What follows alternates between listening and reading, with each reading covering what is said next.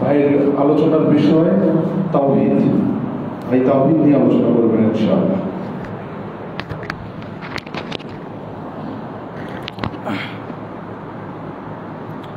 আসসালামু আলাইকুম ওয়া রাহমাতুল্লাহি ওয়া বারাকাতুহু।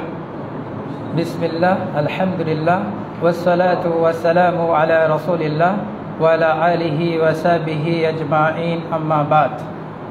فقال الله تعالى في كلامه المجيد ولقد بعثنا في كل أمة رسولا। একমাত্র হকদার দরুদ এবং সালাম বর্ষিত হোক আমাদের প্রিয় নবীজি মুহাম্মদুর রাসূলুল্লাহ সাল্লাল্লাহু আলাইহি ওয়াসাল্লামের উপরে। জমিয়ত শুববানে আহলে হাদিস ঠাকুরগাঁও জেলা কর্তৃক আয়োজিত আজকের মাসিক তালিমি বৈঠকে উপস্থিত সম্মানিত সভাপতি, অতিথিবৃন্দ এবং শুববানের দায়িত্বশীল ভাইয়েরা এবং আমার সামনে উপস্থিত দিনী মুসলিম ভাইদেরকে আন্তরিক শুভেচ্ছা এবং অভিনন্দন জানাই। তো আমার আলোচনার বিষয়বস্তু হলো তাওহীদ।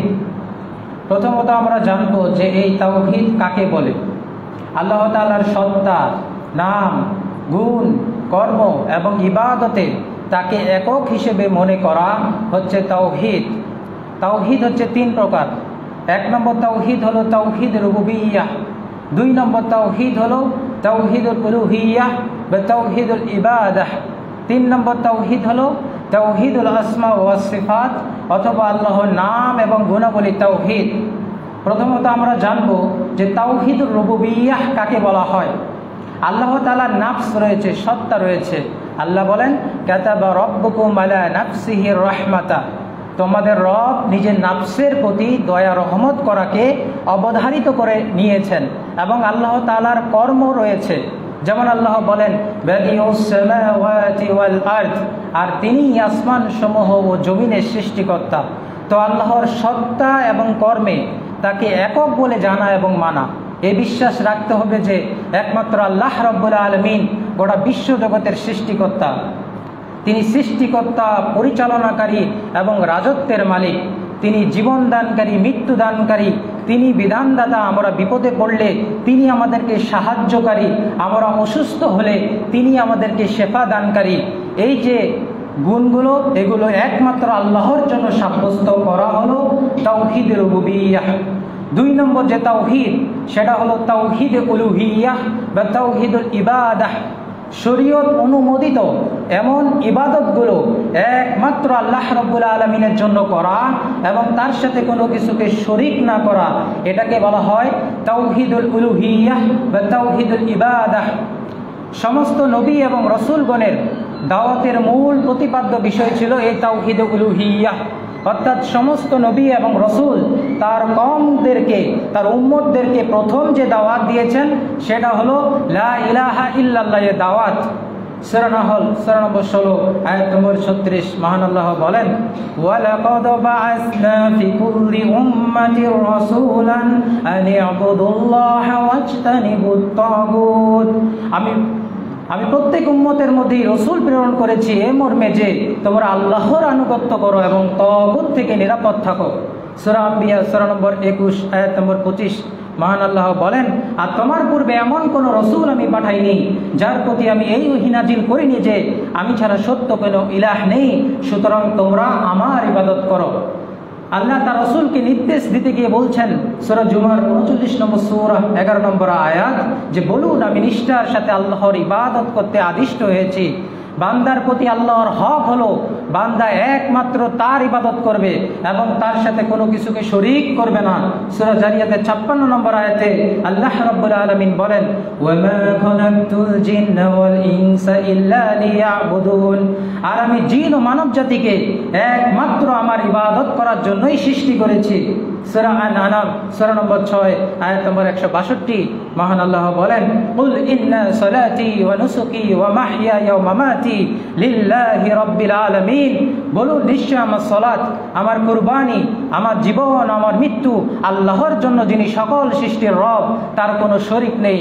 সহিহ বুখারী হাদিস নম্বর 2856 মুআজ রাদিয়াল্লাহু আনহু থেকে বর্ণিত, রাসূল সাল্লাল্লাহু আলাইহি ওয়াসাল্লাম বলেন, হে মুআজ, তুমি কি জানো বান্দার প্রতি আল্লাহর অধিকার কি এবং আল্লাহর প্রতি বান্দার অধিকার কি? মুয়াজ বলল যে আল্লাহ এবং তার রাসূলই অধিক জানেন।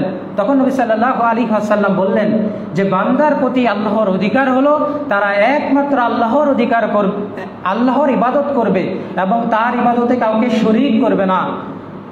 আমরা প্রত্যেকদিন সালাতে বলি ইয়্যাকা না'বুদু, আমরা একমাত্র আপনার ইবাদত করি, ওয়া ইয়্যাকা নাস্তাঈন, এবং আপনার নিকটেই সাহায্য প্রার্থনা করি।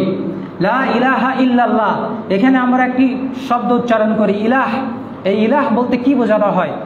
ইলাহ বলতে বোঝানো হয় যার ইবাদত করা হয়, অর্থাৎ যার ইবাদত করা হয় তাকে বলা হয় ইলাহ। যেমন হিন্দুরা গাছের ইবাদত করে, মূর্তির ইবাদত করে, তাহলে এই গাছ এবং মূর্তি হচ্ছে তাদের ইলাহ। খ্রিস্টানরা যিশুর ইবাদত করে, তাহলে যিশু হচ্ছে তাদের নিকটে ইলাহ। তারপরে যারা মাজার পূজা করে তারা ওই মৃত ব্যক্তির জন্য মান্যত করে, মৃত ব্যক্তির কাছে সন্তান চায়, তাকে ওসিলা মানায়, তাহলে ওই মৃত ব্যক্তি হচ্ছে তাদের ইলাহ। তো আল্লাহ রাব্বুল আলামিন বলছেন সূরা হজ 22 নম্বর সূরা 62 নম্বর আয়াতে, যালিকা বিআন্নাল্লাহা হুয়াল হাক্কু ওয়া আন্নামা ইয়াদউনা মিন দুনিহি হুয়াল বাতিল ওয়া আন্নাল্লাহা হুয়াল আলিয়্যুল কাবীর। আর এটা এজন্য যে নিশ্চয় আল্লাহই সত্য এবং তারা তার পরিবর্তে যাকে ডাকে অবশ্যই তা বাতিল, আর নিশ্চয় আল্লাহ সমুচ্চ সুমহান। অর্থাৎ আল্লাহ ব্যতীত যাদেরকে আহ্বান করা হয় বিপদে পড়লে, আল্লাহ ব্যতীত যাদের ইবাদত করা হয়, আল্লাহ রাব্বুল আলামিন কুরআনুল কারীমের এই আয়াত দ্বারা বলে দিচ্ছেন যে তিনিই একমাত্র হক মাবুদ, হক ইলাহ, হক উপাস্য, এবং তিনি ব্যতীত যাদের ইবাদত করা হচ্ছে এগুলো সবগুলো হচ্ছে বাতিল। লা ইলাহা ইল্লাল্লাহ এর মধ্যে দুইটি অংশ রয়েছে, একটি না বাচক আরেকটি হলো হ্যাঁ বাচক। না বাচক কি? লা ইলাহা, কোনো ব্যক্তি যখন লা ইলাহা বলবে তখন পৃথিবীতে আল্লাহ ব্যতীত যত কিছুর ইবাদত করা হচ্ছে সবগুলোকে অস্বীকার করে দিতে হবে। তারপরে আমরা বলি ইল্লাল্লাহ, যখন আমরা ইল্লাল্লাহ বললাম তখন আমরা একমাত্র সত্য ইলাহ আল্লাহ রাব্বুল আলামিনের ইবাদতকে স্বীকার করে নিলাম। ইব্রাহিম আলাইহিস সালাতু ওয়াস সালামের কওমের লোকেরা তারকার পূজা করত, সূর্য চন্দ্রের পূজা করত। ইব্রাহিম আলাইহিস সালাতু ওয়াস সালাম তাদেরকে দাওয়াত দিতে গিয়ে বলছেন সূরা যুখরুফ 43 নম্বর সূরা 26 থেকে 27 নম্বর আয়াত, যে তোমরা যাদের পূজা করো তাদের সাথে আমার কোনো সম্পর্ক নেই। এটা হলো লা ইলাহা। যত বাতিল মাবুদ রয়েছে, সূর্য চন্দ্র তারকা মূর্তি, সবগুলোকে তিনি অস্বীকার করে দিলেন। তোমরা যাদের পূজা করো তাদের সাথে আমার কোনো সম্পর্ক নেই, তবে আমার সম্পর্ক তার সাথে যিনি আমাকে সৃষ্টি করেছেন। সুবহানাল্লাহ। তাহলে এখানে তিনি ইল্লাল্লাহ এ সাক্ষ্য দিলেন। প্রথমে তিনি সমস্ত বাতিল মাবুদকে অস্বীকার করলেন, তারপরে এক সত্য মাবুদকে স্বীকার করে নিলেন। তাহলে লা ইলাহা ইল্লাল্লাহ অর্থ কি? লা মাবুদা বিহাক্কিন ইল্লাল্লাহ, আল্লাহ ব্যতীত সত্যিকারের কোনো ইলাহ নেই, আল্লাহ ব্যতীত ইবাদতের যোগ্য কোনো ইলাহ নেই। আলহামদুলিল্লাহ। 3 নম্বর যে তাওহীদ, সেটা হলো তাওহীদুল আসমা ওয়াস সিফাত, অথবা আল্লাহর নাম এবং গুণাবলীর তাওহীদ। আল্লাহর যে সুন্দর নামসমূহ রয়েছে এবং যে সুউচ্চ গুণাবলীগুলো রয়েছে এগুলো একমাত্র আল্লাহ রাব্বুল আলামিনের জন্য সাব্যস্ত করা, এবং আল্লাহ রাব্বুল আলামিনকে যাবতীয় দোষ ত্রুটি হতে মুক্ত এবং পবিত্র বলে মনে করা, এটাকে বলা হয় তাওহীদুল আসমা ওয়াস সিফাত, অথবা আল্লাহর নাম এবং গুণাবলীর তাওহীদ। যেমন উদাহরণ দেওয়া যাক, আল্লাহর নাম হচ্ছে আর রহমান। আর রহমান হচ্ছে আল্লাহ রাব্বুল আলামিনের নাম, এবং এই নামটির অর্থ হচ্ছে অতি করুণাশীল। তাহলে অতি করুণা করা হচ্ছে আল্লাহ রাব্বুল আলামিনের গুণ। আল্লাহর নাম হচ্ছে আল লাতিফ। আল লাতিফ হচ্ছে আল্লাহর নাম, এবং এই আল লাতিফ শব্দের অর্থ আমাদের অন্তরে যেটা চলে ওটা আমরা যেভাবে অনুভব করতে পারি হুবাহুব আল্লাহ রাব্বুল আলামিন ওইভাবে অনুভব করতে পারে। এটা হচ্ছে আল্লাহ রাব্বুল আলামিনের গুণ। আল্লাহ রাব্বুল আলামিনের নাম হচ্ছে সমাদ। এই সমাদ শব্দের অর্থ হলো অমুখাপেক্ষী, স্বয়ং সম্পূর্ণ, অর্থাৎ অমুখাপেক্ষিতা এবং স্বয়ং সম্পূর্ণ হওয়া, এটা হচ্ছে আল্লাহ রাব্বুল আলামিনের গুণ। তো এভাবে আল্লাহ রাব্বুল আলামিনের অগণিত অসংখ্য নাম এবং গুণাবলী রয়েছে, যে নাম এবং গুণাবলীগুলোকে আমাদেরকে সাব্যস্ত করতে হবে, এবং এমন কোনো সিফাত বা গুণ আল্লাহর জন্য সাব্যস্ত করা যাবে না যেটা আল্লাহর ক্ষেত্রে প্রযোজ্য নয়। যেমন ইহুদিরা বলে যে উজাইর হচ্ছে আল্লাহর পুত্র, খ্রিস্টানরা বলে যে মাসিহ হচ্ছে আল্লাহ রাব্বুল আলামিনের পুত্র, আরবের মুশরিকরা বলতো ফেরেশতারা হচ্ছে আল্লাহর কন্যা, ইহুদিরা বলে আল্লাহ তাআলার হাত রুদ্ধ, আল্লাহ তাআলা কাঁদেন।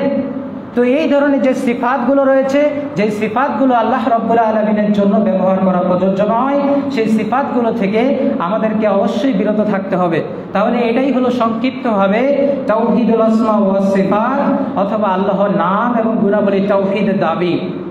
সূরা বনী ইসরাঈল সূরা নম্বর 17 আয়াত নম্বর 110 মহান আল্লাহ বলেন, قل ادعوا الله وادعوا الرحمن أيما تدعوا فله الأسماء الحسنى।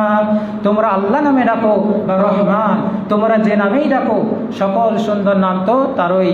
সূরা তোহা সূরা নম্বর 20 আয়াত নম্বর 8 মহান আল্লাহ বলেন, আল্লাহু লা ইলাহা ইল্লা হুয়া লাহুল আসমাউল হুসনা।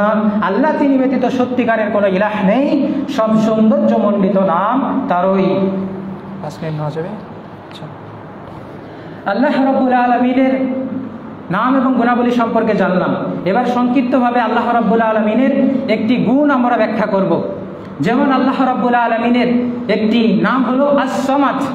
এই আস-সামাদ হচ্ছে আল্লাহ রাব্বুল আলামিনের একটি নাম, আর এই নামটির অর্থ হলো অমুখাপেক্ষী স্বয়ং সম্পূর্ণ, অর্থাৎ অমুখাপেক্ষিতা স্বয়ং সম্পূর্ণ হওয়া, এটা হচ্ছে আল্লাহ রাব্বুল আলামিনের সিফাত। এই আস-সামাদ শব্দের তাফসিরে কি কি এসেছে? সাহাবী আব্দুল্লাহ বিন আব্বাস রাদিয়াল্লাহু আনহু বলেন যে সমস্ত সৃষ্টিকুল তাদের প্রয়োজন ও চাওয়ার ক্ষেত্রে যার নিকট মুখাপেক্ষী তিনিই হলেন সামাদ।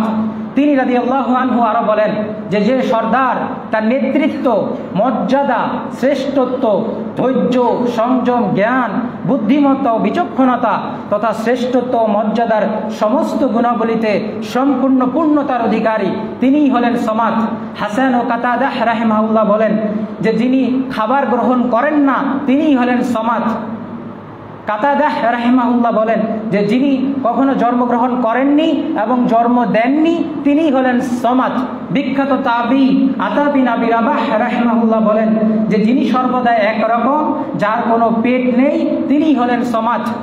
তো আমরা যদি চিন্তা করি যে আমরা অনুগত অবস্থায় হোক অথবা বাধ্যগত অবস্থায়, আমরা এখানে যারা আছি সবাই কিন্তু আল্লাহ রাব্বুল আলামিনের মুখাপেক্ষী। এখানে কি এমন কোনো মানুষ আছে যে বলতে পারবে আমি না খেয়ে বেঁচে থাকতে পারবো? পৃথিবীতে এমন কোনো মানুষ আছে যে বলতে পারবে আমি না ঘুমিয়ে বেঁচে থাকতে পারবো? এমন কোনো মানুষ নেই যে বলতে পারবে আমি অক্সিজেন ছাড়া বেঁচে থাকতে পারবো, পানি ছাড়া বেঁচে থাকতে পারবো। তথা এই যে আমরা ঘুমাই, এই ঘুমানোটা হচ্ছে আমাদের দুর্বলতা। অর্থাৎ আমরা যে একদিন মারা যাব, একদিন আল্লাহর কাছে ফিরে যাব, আমরা যে আল্লাহর গোলাম, আমরা যে আল্লাহর মুখাপেক্ষী, তার বড় প্রমাণ হচ্ছে আমাদের ঘুম, তার বড় প্রমাণ হচ্ছে আমাদের পেশাব পায়খানা, তার বড় প্রমাণ হচ্ছে আমরা অক্সিজেন ছাড়া, পানি ছাড়া বেঁচে থাকতে পারি না। আর এই যে কথাগুলো বললাম, এগুলোর একটার কিছুরও প্রয়োজন আল্লাহ রাব্বুল আলামিনের নেই। আয়াতুল কুরসি আল্লাহ রাব্বুল আলামিন বলছেন, আল্লাহু লা ইলাহা ইল্লা হুয়াল হাইয়ুল কাইয়্যুম লা তাখুযুহু সিনাতুন ওয়ালা নাওম। আল্লাহ তিনি ব্যতীত সত্যিকারের কোনো ইলাহ নেই, তিনি চিরজীব, সবকিছু ধারক, তাকে তন্দ্রা এবং নিদ্রা স্পর্শ করে না। আল্লাহু লা ইলাহা ইল্লা হুয়াল হাই, আল হাই চিরজীব। পৃথিবীতে কে এমন আছে যে চিরদিন বেঁচে থাকতে পারে? লা তাখুযুহু সিনাতুন ওয়ালা নাওম, তাকে তন্দ্রা এবং নিদ্রা স্পর্শ করে না। পৃথিবীতে কে এমন আছে যাকে তন্দ্রা এবং নিদ্রা স্পর্শ করে না? এখন আপনারা বলতে পারেন যে আল্লাহ রাব্বুল আলামিন যদি অমুখাপেক্ষী হয়ে থাকেন তাহলে তিনি আমাদেরকে কেন বললেন ওয়ামা খালাকতুল জিন্না ওয়াল ইনসা ইল্লা লিয়াবুদুন, আর আমি জিন ও মানব জাতিকে একমাত্র আমার ইবাদত করার জন্য সৃষ্টি করেছি। তাহলে কি আল্লাহ আমাদের ইবাদতের মুখাপেক্ষী? নাউযুবিল্লাহ। আল্লাহ রাব্বুল আলামিন এর উত্তর দিচ্ছেন সহিহ মুসলিম 6338 নম্বর হাদিস। আল্লাহ রাসূল সাল্লাল্লাহু আলাইহি ওয়াসাল্লাম বলেন, আল্লাহ তাআলা বলেছেন হাদিসে কুদসি, হে আমার বান্দারা, তোমরা সবাই ক্ষুধার্ত, আমি যাকে খাদ্য দান করি সে ব্যতীত তোমরা আমার কাছে খাদ্য চাও, আমি তোমাদের আহার করাবো। হে আমার বান্দারা, তোমরা সবাই বস্ত্রহীন, উলঙ্গ, আমি যাকে পরিধান করাই সে ব্যতীত তোমরা আমার কাছে পরিধেয় বস্ত্র চাও, আমি তোমাদেরকে পরিধান করাবো। হে আমার বান্দারা, তোমরা রাত দিন গুনাহ করে থাকো আর আমি সমস্ত অপরাধ ক্ষমা করে থাকি, তোমরা আমার কাছে মাগফিরাত কামনা করো, আমি তোমাদেরকে ক্ষমা করে দেব। তারপরে রাসূল সাল্লাল্লাহু আলাইহি ওয়াসাল্লাম বলছেন, আল্লাহ তাআলা বলেন হাদিসে কুদসি, হে আমার বান্দারা, তোমরা সবাই একত্রিত হয়েও আমার অনিষ্ট করার মতো কিছু খুঁজে পাবে না যা দিয়ে তোমরা আমাকে ক্ষতিগ্রস্ত করবে, এবং তোমরা সকলে একত্রিত হয়েও আমার কোনো উপকার করতে সক্ষম নয় যা দিয়ে আমি উপকৃত হতে পারি। অর্থাৎ আল্লাহ পরিষ্কারভাবে বলছেন গোটা জিন গোটা মানব জাতি মিলেও আল্লাহ রাব্বুল আলামিনের কোনো উপকার করতে আমরা সক্ষম নই, এবং গোটা জিন গোটা মানব জাতি মিলেও আমরা আল্লাহ রাব্বুল আলামিনের কোনো ক্ষতি করতে সক্ষম নই। তারপরে আল্লাহ রাব্বুল আলামিন বলছেন হাদিসে কুদসি, হে আমার বান্দারা, তোমাদের প্রথম ব্যক্তি হতে শেষ ব্যক্তি, তোমাদের সকল মানুষ সকল জিন, তোমাদের মধ্যে যার অন্তর আমাকে সবচাইতে বেশি ভয় পায়, তোমরা সত্যই যদি তার মতো হয়ে যাও তাহলে আমার রাজত্ব কিছুমাত্র হ্রাস পাবে না। অর্থাৎ পৃথিবীর সবচেয়ে তাকওয়াবান ব্যক্তি যদি আমরা মুহাম্মদ সাল্লাল্লাহু আলাইহি ওয়াসাল্লামকে ধরে নেই, আর আমরা প্রত্যেক ব্যক্তি যদি মুহাম্মদ সাল্লাল্লাহু আলাইহি ওয়াসাল্লামের মতো তাকওয়াবান পরেজগার হয়ে যায়, তারপরে আল্লাহর রাজত্ব কিছুমাত্র বৃদ্ধি পাবে না। তারপরে আল্লাহ রাব্বুল আলামিন বলছেন যে তোমাদের সকল মানুষ সকল জিন, তোমাদের মধ্যে যার অন্তর সবচাইতে পাপিষ্ট, তোমরা সত্যই যদি তার মতো হয়ে যাও তাহলে আমার রাজত্ব কিছুমাত্র হ্রাস পাবে না। অর্থাৎ পৃথিবীর সবচেয়ে খারাপ ব্যক্তি যদি আমরা ফেরাউনকে ধরে নেই, আর আমরা প্রত্যেকে যদি ফেরাউনের মতো নিজেকে রব ইলাহ দাবি করা মানুষ হয়ে যায়, আল্লাহর নাফরমানি করি, আল্লাহর বান্দাদের প্রতি জুলুম করি, আমরা যদি প্রত্যেকে ফেরাউনের মতো হয়ে যাই, তারপর আল্লাহর রাজত্ব কিছুমাত্র হ্রাস পাবে না। তাহলে আমরা বুঝলাম যে আমাদের নাজাতের জন্য আমাদেরকে আল্লাহ রাব্বুল আলামিনের ইবাদত করতে হবে। আমরা যদি আল্লাহ রাব্বুল আলামিনের ইবাদত না করি তাহলে আমরা নাজাত পাবো না, যদি আল্লাহ রাব্বুল আলামিনের ইবাদত করি তাহলে আমরা নাজাত পাবো। অর্থাৎ আল্লাহ রাব্বুল আলামিন হচ্ছেন অমুখাপেক্ষী, আমরা হলাম তার মুখাপেক্ষী। আশা করি আমি আপনাদেরকে বোঝাতে পেরেছি। তো এই বলে আমি আমার আলোচনা শেষ করলাম। আল্লাহ রাব্বুল আলামিন আমাদেরকে তাওহীদ বুঝার তৌফিক দান করুক, আমিন। সুবহানাকা আল্লাহুম্মা ওয়া বিহামদিকা আশহাদু আল্লা ইলাহা ইল্লা আনতা আস্তাগফিরুকা ওয়া আতুবু ইলাইক।